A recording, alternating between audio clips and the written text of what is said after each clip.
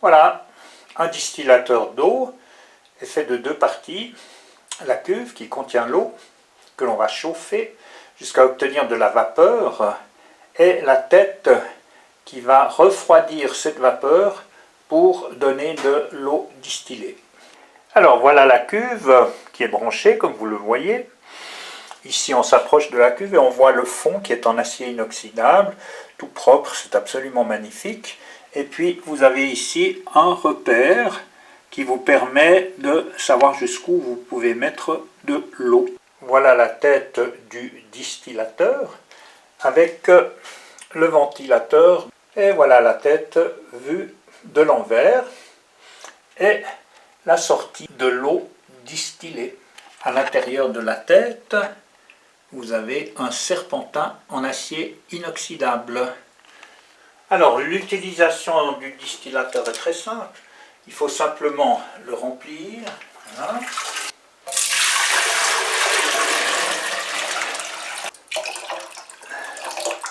Voilà. Là il est plein jusqu'à la marque full.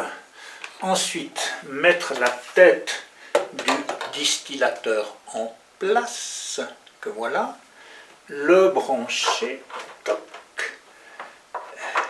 Toc. Le ventilateur démarre. Voilà, vous pouvez voir le fonctionnement du ventilateur, ça marche très bien. Voilà, il faut mettre en place la cruche de 4 litres. Alors, dans un certain temps, on va avoir des gouttelettes d'eau qui vont tomber dans la cruche. Pour 4 litres d'eau, il faut environ 3h30. Voilà, après un certain temps, l'eau distillée commence à s'égoutter. On voit très bien là, vous voyez. Alors la distillation continue, vous voyez, ça marche très bien. Alors moi ça fait 6 mois que je bois de l'eau distillée et je trouve que c'est très agréable. Le goût est très bon et j'ai recommencé à boire de l'eau avec plaisir. Voilà, après 1 heure, un peu plus, la distillation est bien avancée. Voilà. Alors il y a des gens qui disent que l'eau distillée n'est pas bonne à boire parce qu'il n'y a pas de sels minéraux.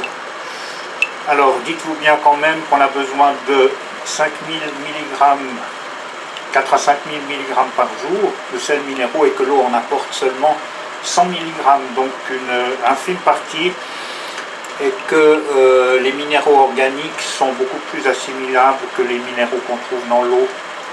Donc voilà quoi, chacun décide ce qu'il a envie de décider.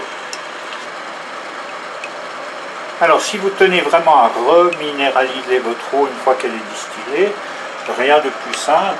Prenez par exemple du sel de l'Himalaya, mettez une pointe de couteau par litre et vous avez 100 mg de minéraux dans votre eau, comme l'eau du robinet à peu près.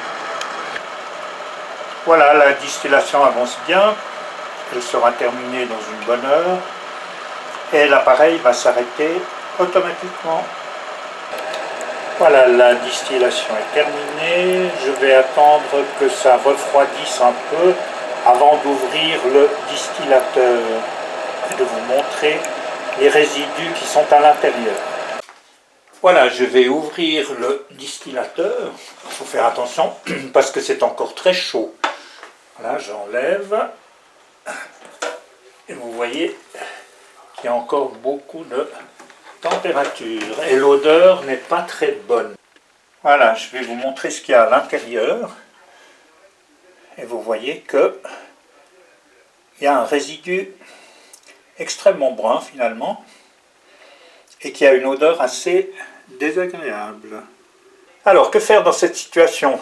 Ben, c'est très simple, vous mettez un petit peu d'eau au fond et puis vous ajoutez du vinaigre d'alcool bon marché et vous laissez agir pendant un certain temps. Alors, comme je vous l'ai dit, voilà, on va mettre un petit peu d'eau au fond. Voilà. Du vinaigre d'alcool coloré. Ça coûte pas cher. On peut mettre du vinaigre d'alcool blanc aussi. Tac, tac. On prend une simple éponge. Fais attention, c'est encore chaud.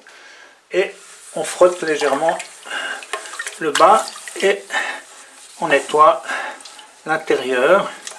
Sur les parois, ça se défait très facilement puisque il n'y a pas d'épaisseur. Voilà, on frotte le bas simplement. Finalement, très rapidement, il n'y a plus la moindre trace de ce résidu foncé. Voilà, maintenant il suffit de rincer simplement. C'est rincé et parfaitement propre. Alors à mon point de vue, l'eau distillée est très agréable à consommer.